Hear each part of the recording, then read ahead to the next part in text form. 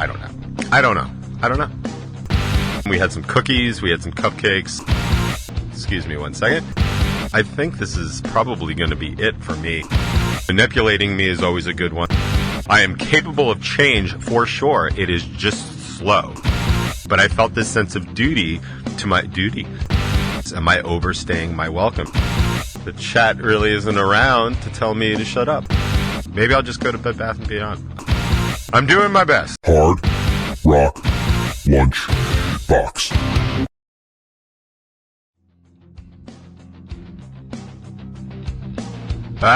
Greetings and salutations. Welcome to the Hard Rock Lunchbox. I assume you can listen, even if you can't chat currently. It is being looked at by upper management, of which I am not.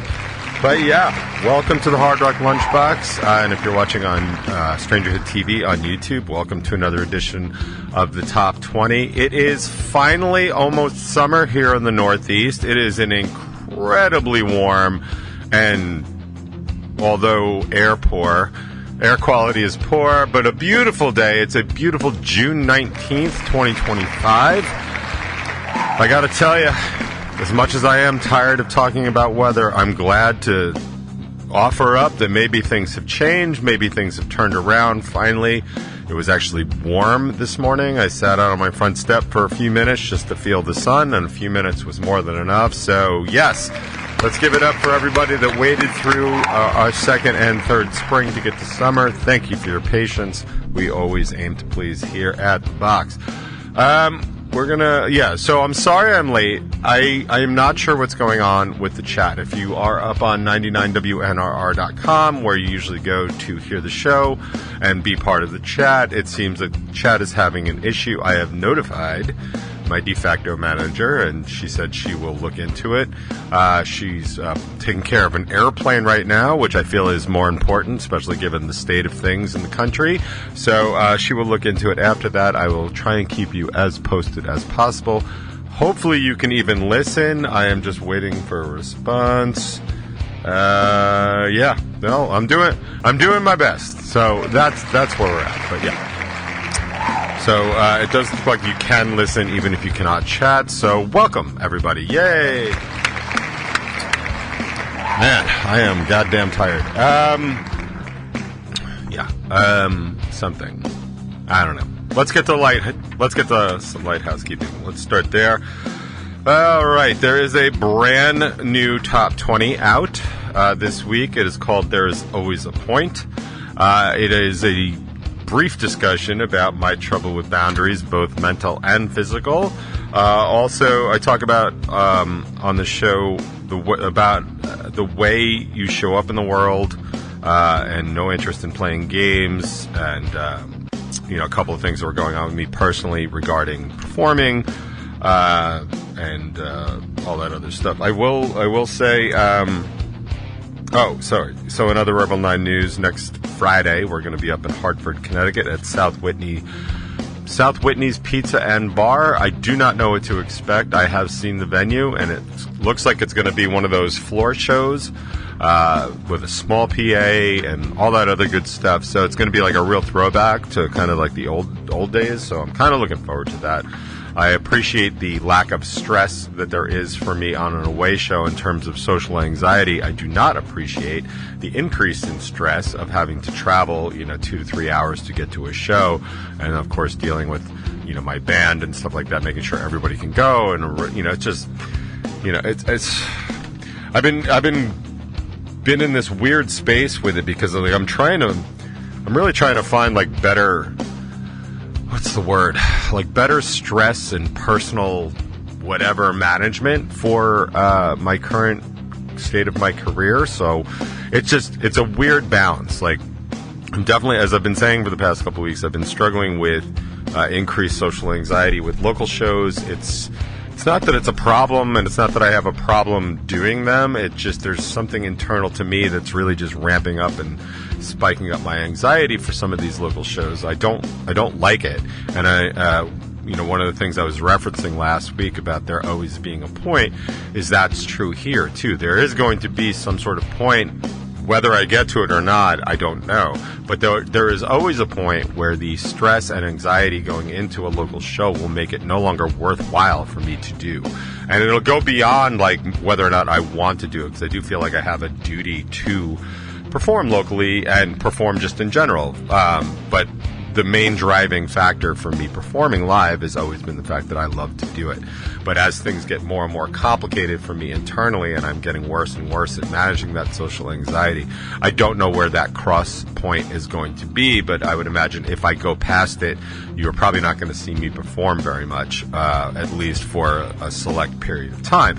So, but then there's always the other option. Like, I don't have much social anxiety at all at away shows, mainly because I don't know anybody, and nobody really wants to talk to me until after we perform, which is fine, because that's usually a shorter window. And usually if it's people I don't know, like, the conversations are very much like, well, thank you, good to meet you, whatever, like, hope we see you again. Is there another place around here we should be playing? That kind of stuff. Like, it's very, like, business as opposed to, like, interpersonal conversations, which is just much easier for me. But of course, there's always the added stress, like I said, like of moving a band to a show. I do not like doing one-off shows much. I kind of never have, because it's an incredible amount of effort for me to transport. I'm also the furthest away, so I've got to go pick them up, transport everybody to the show, do the show, undo the show, come back, drive all the way back, which is usually well after midnight, so you have, like, fatigue. I know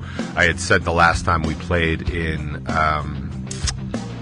I'm drawing a blank, Pennsylvania, somewhere. I can't remember. It's a place we would play a lot, and I'm just drawing a blank, but it's like a 4-hour drive, and we ended up getting back like after 4 in the morning, and I remember thinking, like, on the drive there, as I was like practically falling asleep a few times at the wheel, I was like, I think this is probably going to be it for me for these long drives. Like, so for a show like that, we'd probably have to stay over, which adds an extra expense and extra inconvenience and all that other stuff. So, excuse me, I don't really know what the future is going to look like. I want to perform more, but I do not want any of the stresses that go with it, and I cannot seem to make that actually happen. And that's just sort of disappointing. But anyway, that was kind of what I was talking about there. I will say the whole, the way you show up in the world worked out well, that I kind of fleshed that out here with all y'all last week, because I was able to convey this to my remaining Hurricanes at their last game this past weekend. A lot of them are moving on, as they did last year when my seniors graduated. The only returning player was my daughter, because she went to school locally. She was still able to play one more year, so she did.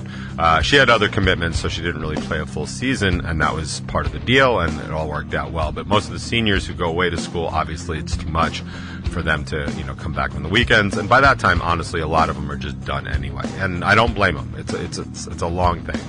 It's a long thing for sure. But I was able to convey to them about how we had played this game. We were short players, so we lost. The other team didn't, bully us or humiliate us. They played down a little bit. They still had more players than us, which was fine. Like, they did the job and we didn't. They understood the assignment and we did not. But I was able to say to them, like, look, we played this game. There was no chance we were going to win. We actually played incredibly well, and we did not even get shut out, which is wonderful.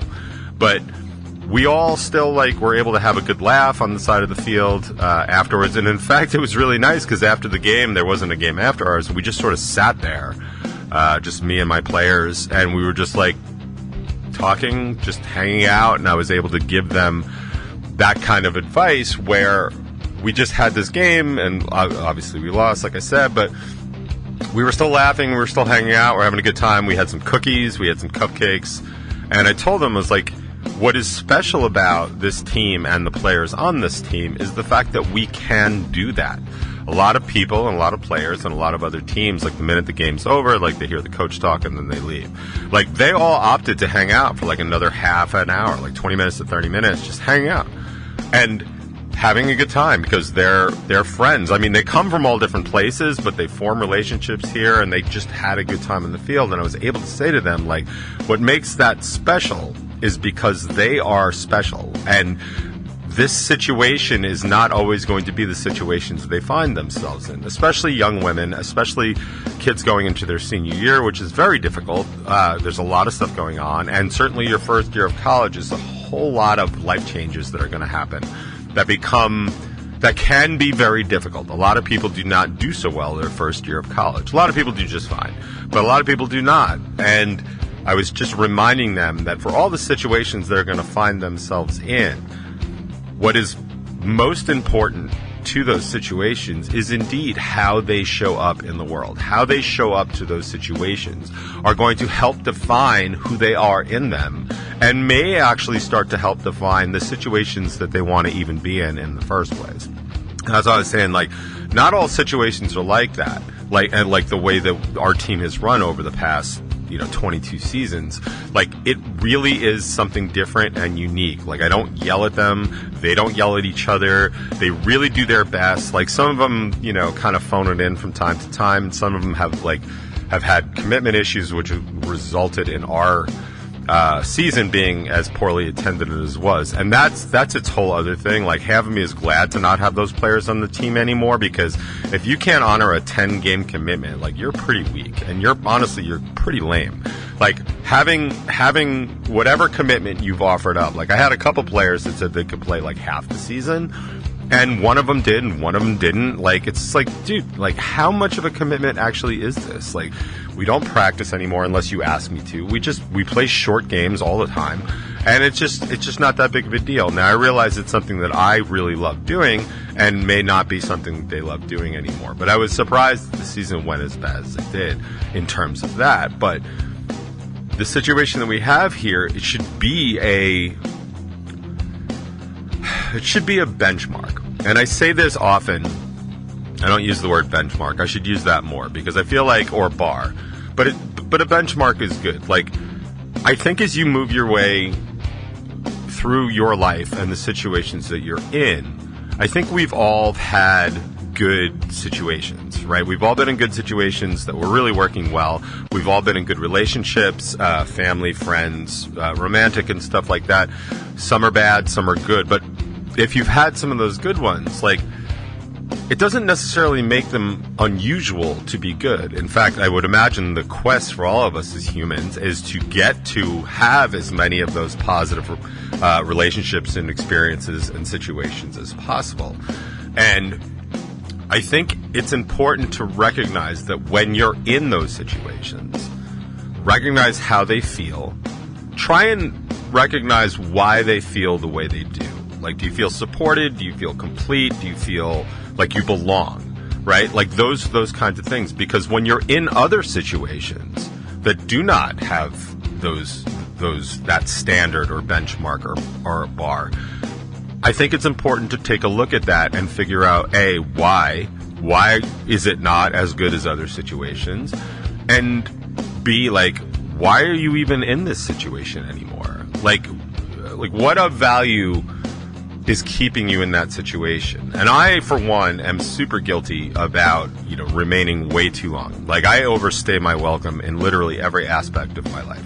And there are it's funny, I was talking in therapy this week about how not exciting my therapy must be, because I can just draw straight lines from one thing to another. As I talk about often enough, is, my upbringing sucked. Like, it just really wasn't great. And I was left on my own to figure out a lot of stuff on my own, which is also a main reason of why I am the way I am now.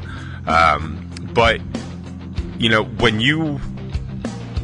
you have those things and you are the way you are, like, you can always look back and try and figure out, like, why you are the way you are. And what I was saying about me overstaying my welcome, like, I'm just basically incapable of letting go of things. It's not like a disorder, but, like, I have a lot of trouble with attachments. I apply a lot of value to things that do not deserve the value that I apply to them. I've done that with people, for sure.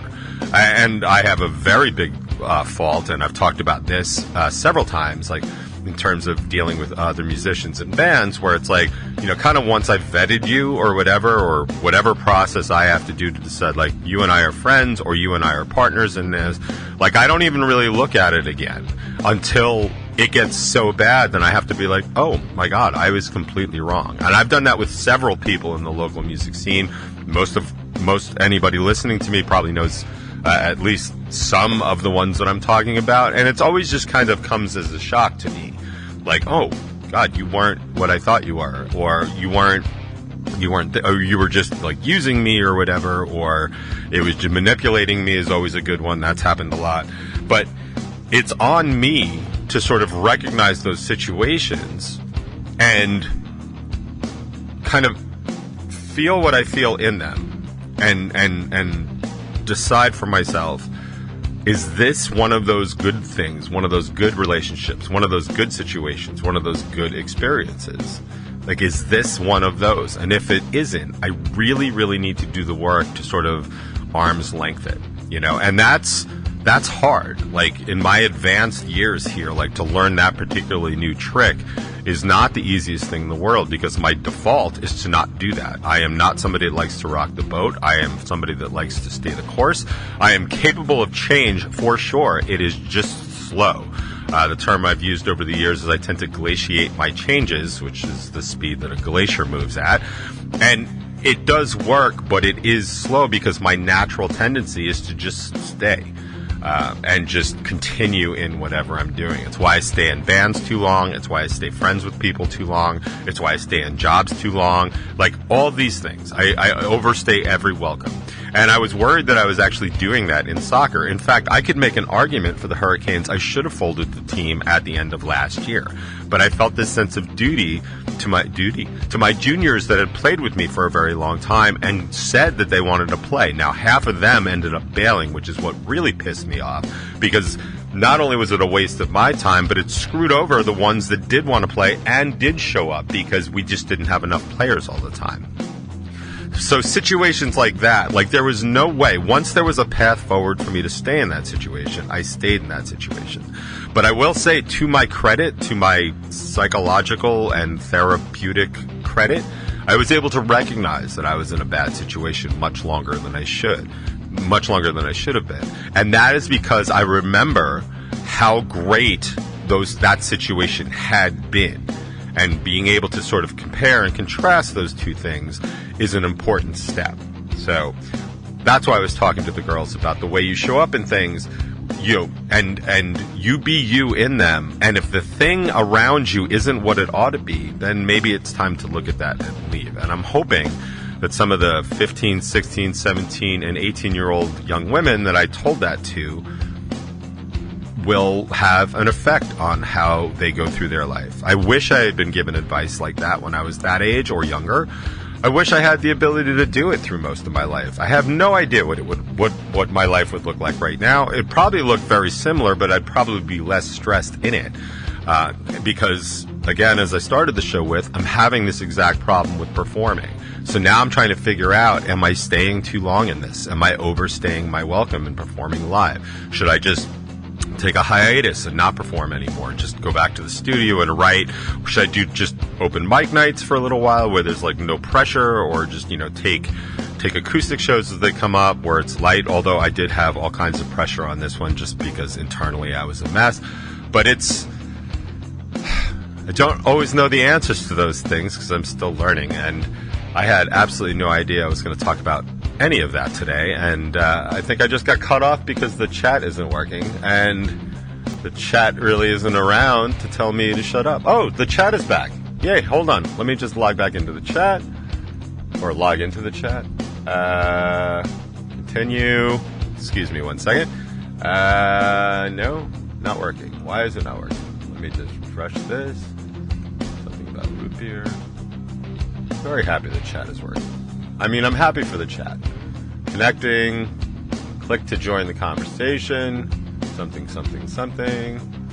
and Yeah, I don't know. Still not working for me. I see people in the chat, so that's great. So if you want to come back to 99 WNRR and join the chat, that'd be great. I'm going to get on to the rest of the show because I feel like I've talked enough, and then I'll try and figure out how to log my own ass in here because I don't know what's going on.